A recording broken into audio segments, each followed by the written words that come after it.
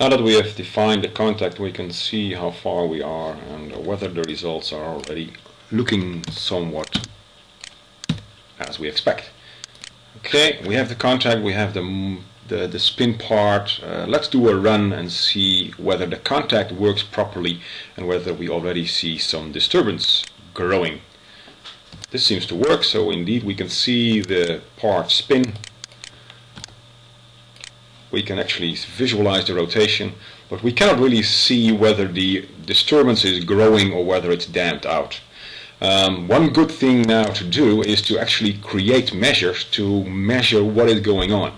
So suppose we were able to measure the angle of the spin ball in some way.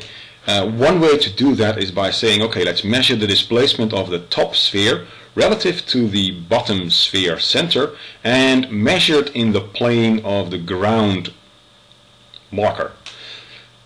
There's a number of ways we can do that. A preferred way is by using the function builder, or at least my preferred way. The function builder being quite generic and once you've got used to that, it's easy to modify. So creating that is by doing build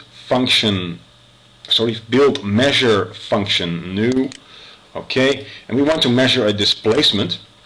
Let's start with dx. Okay, dx means let's measure a distance along x. Click on assist to open an extra dialog where you can fill in all the required data. We want to measure the displacement of the marker on the top, so that's ref ts.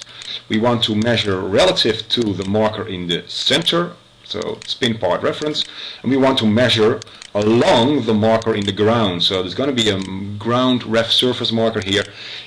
We're going to measure the displacement along x of this one relative to that one in the frame of this along marker, ref surface being the marker over here, and you can see that the x is pointing in the view plane and the y is pointing to the right. Okay, so we could use either dx, dy to get an idea of the disturbance growing. Okay, let's call this dx spin, and let's set the value to length. There is the measure, and now we can re-perform the simulation to see what is actually happening with this measure. You can actually see a disturbance which is then, damped out again, and it's starting to slide away from the origin of the spin part, or the origin of the global frame.